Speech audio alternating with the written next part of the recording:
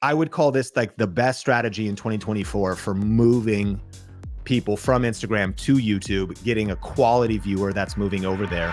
You got to just press record. My advice is as follows. One, the best way to grow on YouTube is on YouTube itself. So focusing a lot of your energy on a great hook, average view duration, click-through rate, great topic, great video, the YouTube algorithm, ranking in YouTube search, being suggested by the YouTube algorithm will always give you more views than you could ever get from external promotion on other social media platforms. But two, I'm all for it, especially in the early days of trying to grow a channel.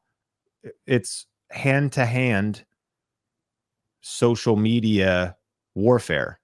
I'm looking for one viewer at a time. I'm looking for one person on LinkedIn that's like, oh, cool, I love your new channel. I didn't know it existed until you told me it existed. The argument against promoting on social media is that sometimes it actually could be harmful because if people click, only watch a few seconds and don't stay, it would be better if the YouTube algorithm puts your videos in front of people who are most likely to be satisfied by it. So they watch it for the longest time possible, thereby compounding the reach in the algorithm. And I'll also reveal, I believe, the #1 social media strategy for promoting your YouTube videos in 2024.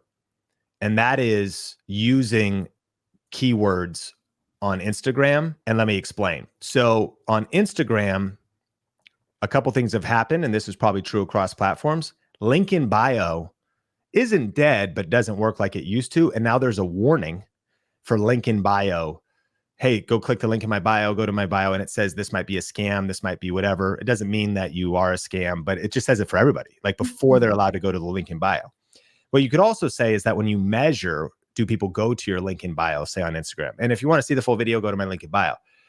But the new school thing that probably everyone's seen is if you want to watch this video or you want me to send you this free thing, comment a particular word on this post. Yeah, and so yes. Saw it a lot actually. yeah, you see it a lot. And so it does cost if you invest in something like ManyChat, and you can set it up as an automation. But if you're growth hacking in the early stage, you could still have people do it and you could just manually send them the link. But I would say this is the execution. If I promoted a podcast that I did with Lewis House and I said, go click the link in bio, like nobody would do it. Like it'd be very, very small percentage of people. But here's like the 3-step framework. Step 1, I actually did a news formatted, I used a template on Canva, and I said, #1 podcast host reveals his YouTube growth strategies for 2024. Now, also, mind you, I didn't say Lewis House for 2 reasons. You either are going to recognize him, and you'll be like, that's going to be cool, or you don't recognize him. And if you don't, then why would you listen to him? So actually, rather than using his name, I used some authority.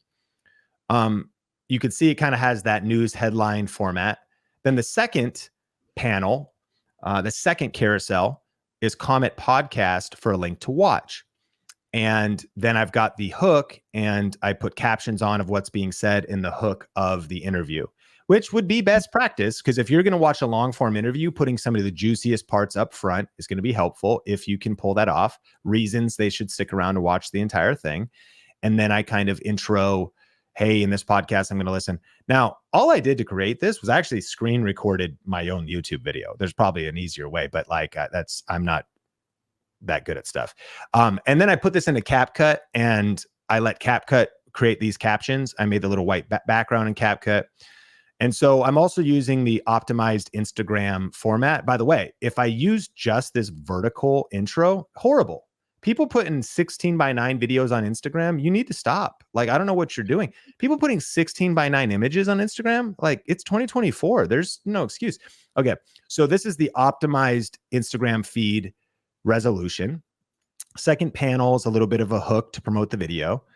And then comment podcast. And then third panel is also comment podcast, and I'll send you the link. Now, there's another reason why this all works. This in and of itself, 2 things happen when you tell people to comment. When you tell people to comment, that's engagement. And Mark Zuckerberg, when he's not raising cattle in Hawaii and having them drink beer so the meat is more tender, is wanting the algorithms to have comments. So the nature of even just saying comment which also is the thing that triggers the DM that leads to the episode, helps the post reach more people.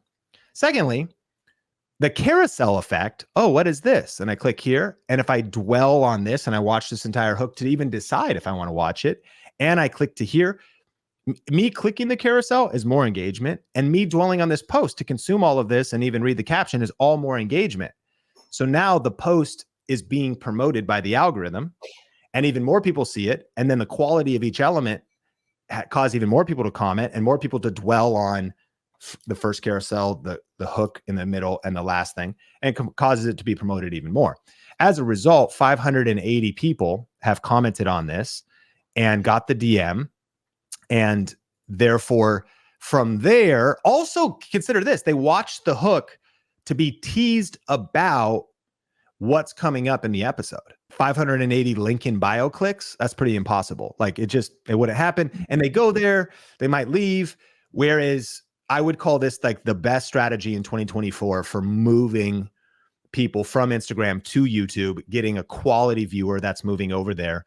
But let me also admit that if we look at the results of that video with Lewis, it's still best practice that why that video has like 20,000 views now. 580 are maybe, 2.5% of the views. If that's right. No, like a fraction, like 0.025. But nevertheless, I think using strategic, intentional social media posts, and for you, it might be LinkedIn articles.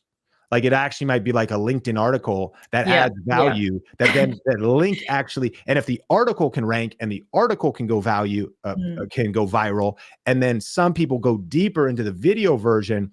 So I think less is more on social media, meaning crafting a high quality post like this is better than just random efforts. But I am all for promoting yourself on social media. We have to have a mindset of being, I think, aggressive with putting stuff out there. If you enjoyed this podcast and are ready for some deep dive YouTube strategy, just go to thinkmasterclass.com to get access to my 1 hour on-demand YouTube strategy class. You'll be looking over my shoulder as I share my best tips, and you can watch it on demand right now at thinkmasterclass.com.